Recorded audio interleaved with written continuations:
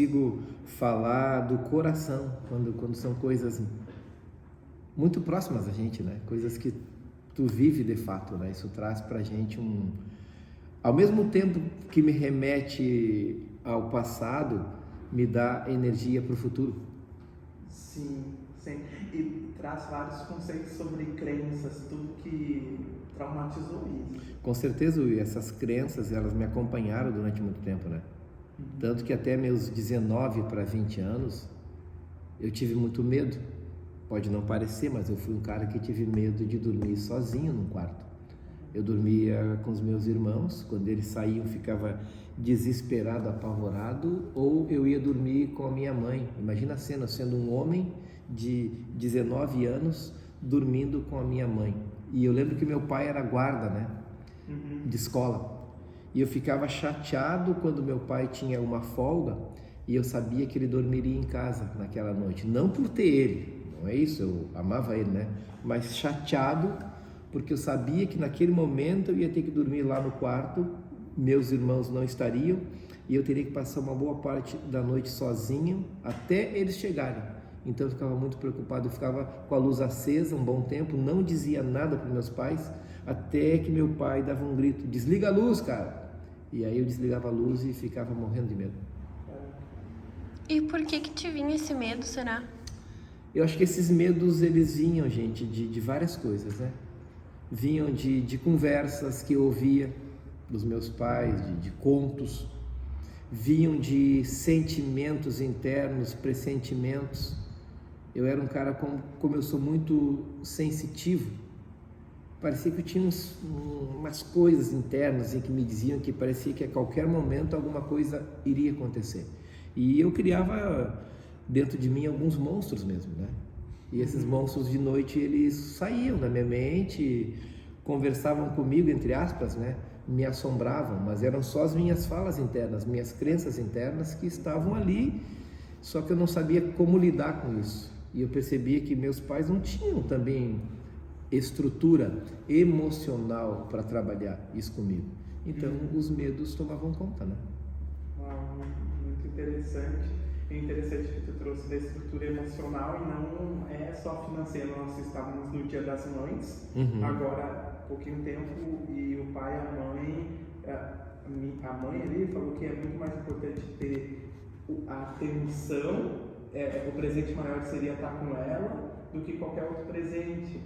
Então, essa estrutura emocional, né, de afeto, de carinho.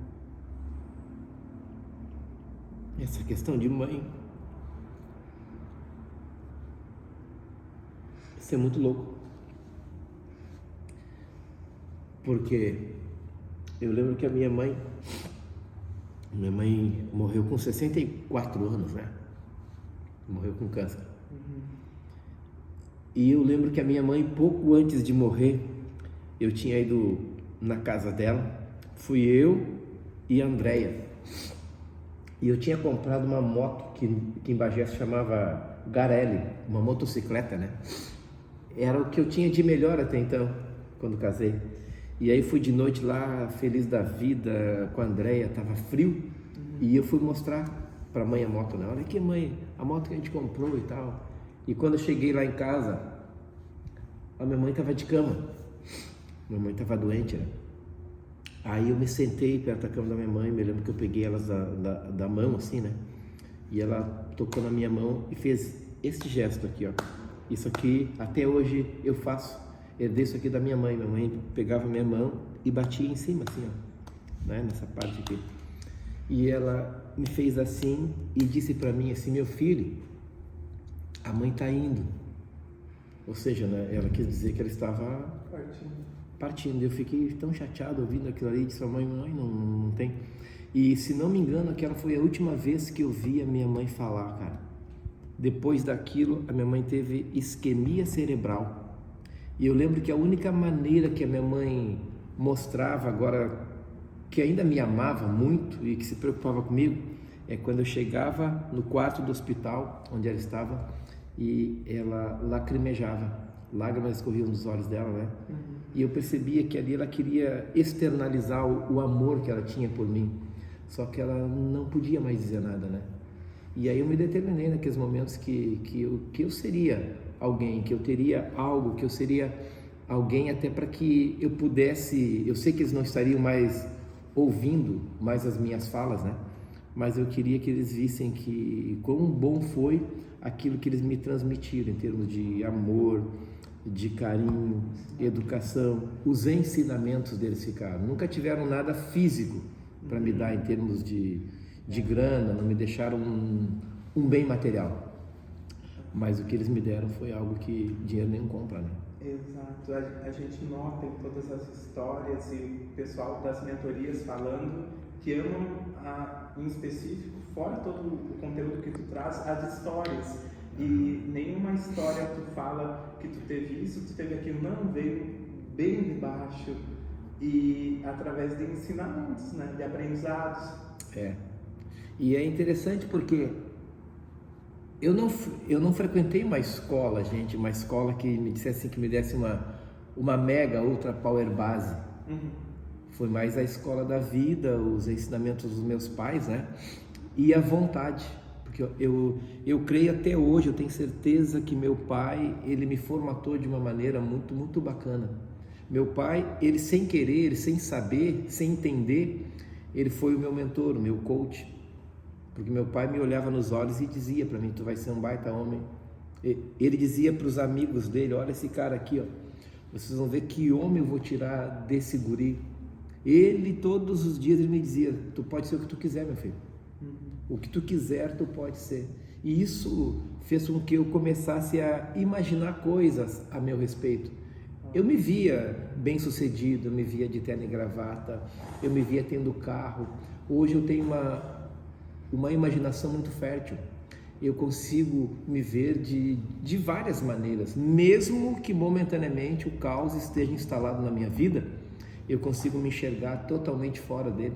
E é interessante esse ponto porque tu trabalha com isso também e tu vê isso muitas vezes no outro.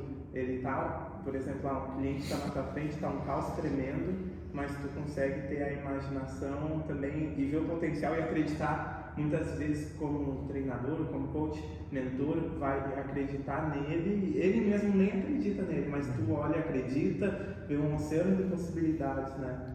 Consigo eu, porque é muito fácil tu conseguir enxergar numa pessoa a essência dela.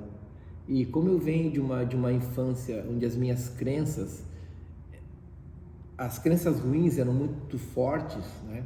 Eu tive que ser muito forte para poder vencer. Eu tive que ser muito forte para me vencer, na verdade. Porque essa é a maior luta que qualquer pessoa tem, não é contra o outro, é contra as suas próprias crenças, né? Dentro de nós existe uma natureza que ela quer te derrubar a todo momento. E para eu vencer isso, cara, foi muito difícil, foi muito doloroso para mim, mas eu consegui. E quando eu olho para uma pessoa com um potencial gigante, eu fico pensando, cara, se eu com todo esse histórico, não que eu seja um super-homem, mas com o histórico que eu tenho, com as limitações que eu tinha, um cara que mal olhava nos olhos das pessoas, cara, eu não olhava para ninguém no olho. Sabe que é tu não ter coragem de olhar no olho de uma pessoa para pedir um emprego. Um dia um cara, para ser garçom, o cara me disse que eu não tinha condição de ser um garçom porque eu não sabia dizer que lá na mesa eles queriam batata frita, porque eu não conseguia falar, a voz não saía, porque as crenças internas falavam e eu achava todo mundo era superior a mim. Aí depois, e hoje eu me vejo dando palestras, dando cursos, mentorias, eu fico olhando para trás e pensando, cara, que alavanca tudo que eu passei, né? Tudo que eu passei, claro, eu tive que aprender a ressignificar isso. Sim. E isso leva tempo, né? Isso leva um pouco de tempo. Interessante.